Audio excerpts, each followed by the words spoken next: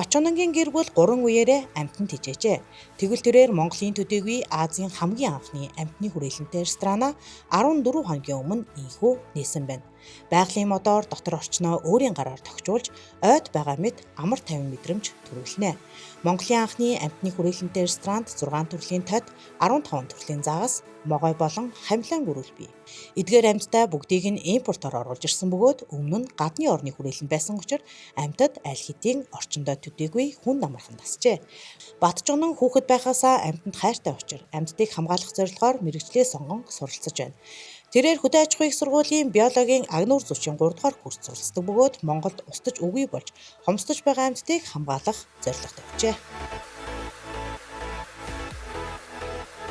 За хамгийн анх 3 жилийн өмнө Шанхай хотод явж байгаад юм кофетэй тэгээд маккуронтой юм лаунжийг ингээд кофе шопыг анх үзчихсэн байгаа. За тэгээ энэс ерөөдөө хамгийн анхны бас санаа гарч ирсэн гэж хэлж болно. За тэгээд тэр маккуронтой лаунжийг үзэж байхдаа нэг жоох юм дутаад байгаа юм шиг санагдсан. Тэгээд ерөөдөө Японд явж байхдаа юм Birch Cafe гэдэг кафе үзсэн байгаа. За энэ хоёрыг ерөөдөө нийлүүлээд илүү байгальд ойрхон байгаа юм шиг мэдрэмж төрүүлэхээр л энэ зоо лаунж гэдэг лаунжийг нээх үндсэн шалтгаан маань болсон байгаа. Нийгэм ерөөдөө андаашраад хүндрэлттэй ер нь байглаас илүү холдож байгаа гэж би хараад байгаа.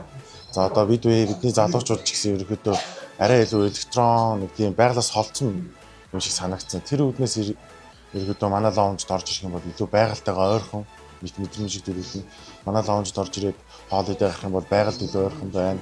За тэр үүднээсээ хагасаа битэн сандаа ч юм уу эсвэл уулын модонд очиод ч юм уу яг ингээд байгальд гарах мэдрэмж сэдлийн нэр төрүүлчих юм болов гэж би харж байгаа. Ерөөдөө Монголын төдийгүй Азийн орнууд болон дэлхийн бараг хамгийн анхных гэж хэлж байна. Азтай ерөөдөө яг 100% одоо хамгийн анхных нь зоо лаунж гэж хэлж болно. Яг юм загас байгаль ингээд шувуу орсон лаунж одоогоор бол Азад байхгүй гэдэгт итгэлтэй байгаа. Амьтан бол ерөөдөө хүнээс илүү хүний найз болохоор, хань болохоор тийм л юм гэж боддог. Амьтныг нэг хүнээс доогуур тавьж би ер нь харж үзэж байгаагүй. Манай лаунжид болохоор African Grey буюу одоо монголоор орчуулах юм бол Африкийн саарал бат гэдэг. Тэгэхэд одоо хамгийн илүү хүний яриаг ингэж сурах магадaltaй хамгийн ойрхон тийм дэвт. Манай Монголд 3хан ширхэг байгаа. Тэрнийх нь нэг нь манай лаунжид байгаа.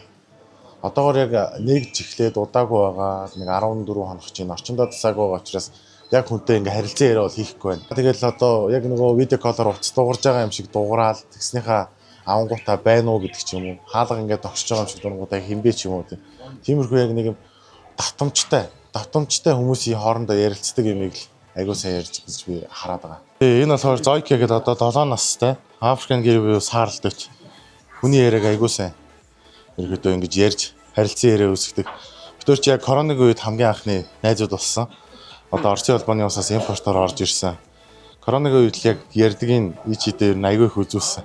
Хамжид байгаа амьтад ерөнхийдөө бол одоо нэг байглаасаа шууд авчирсан амьтад биш. Амьтны өрөөлөн болон хүний гар дээр хэдэн үе удмаараа ингээд дамжицсан.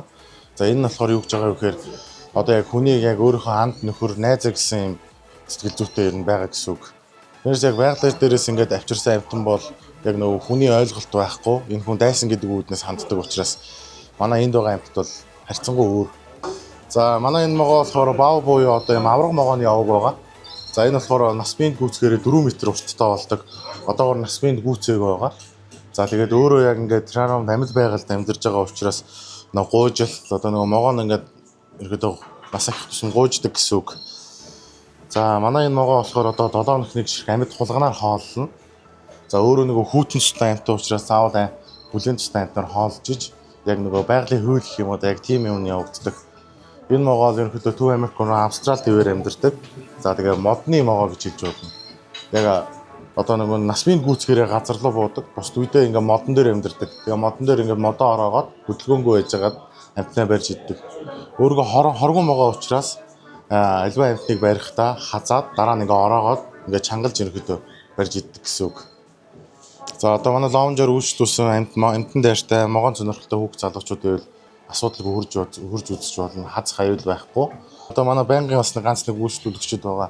Орж ирээд могоогоо аваад тэр цаатлын өрөөнд ороо суучин, кофегоо уугаа суучин. Эндээ өөр хайртай болчихсон тийм үйлчлүүлэгчд бас байгаа. Энэ болохоор Wild Hamilton гэдэг гөрүүл байгаа. За энэ гөрүүл нь болохоор бас мөн адил бас модон дээр өвчлэн амьдралын үе шатны өнгөрдөг. За одоогоор ерөнхийдөө Яг одоо нэг хүүхэлдэйн кинон дэр гардаг шүү дээ. Бүр амар ингээ өнгөөс өлдөг. Тэр нь бол ерөөхдөө бас нэг хүүхэлдэйн кинон дэр л байдаг зүйл. Стресс юм уу, амтнаас бие хамгаалах тийм зорилгоор яг байгальтайгаа адилхан өнгөтэй болдог гэсэн үг. Яг хэвээ стрессгүй одоо ингээ тайван байгаа үедээ ном ногоон болдог. Одоогор нэг сая үүрнээсээ дөнгөж гаргаж ирээд яас болохоор жоохон стресстэй байгаа мэтлээ ингээд хар өнгө тодорсон байна. За тэгээд хоол тэжээлийн үед одоо манад одоо Terrarium тэжээхдээ одоо Super Worm, Wheel Worm гэдэг юм амьд өвтөр хоолдог. За тэгээ мөн салаад навч, янз янзын ногоо навчнуудаар хоолж байгаа. Хилний хувьд бол хилний бүтцийн хувьд бол 15-аас 20 см сунж гарч ирдэг. Тэгээд ерөнхийдөө хилээрээ ингэж амтан барьж иддэг гэсэн үг байхгүй одоо нэг ялаа малаа барьж идэх гэсэн үг. Амтан бол ерөнхийдөө хүнээс илүү хүний найз болохоор, хань болохоор тийм л юм гэж боддог. Амтныг нэг хүнээс доогуур тавьж юу н харж үзэж байгаагүй.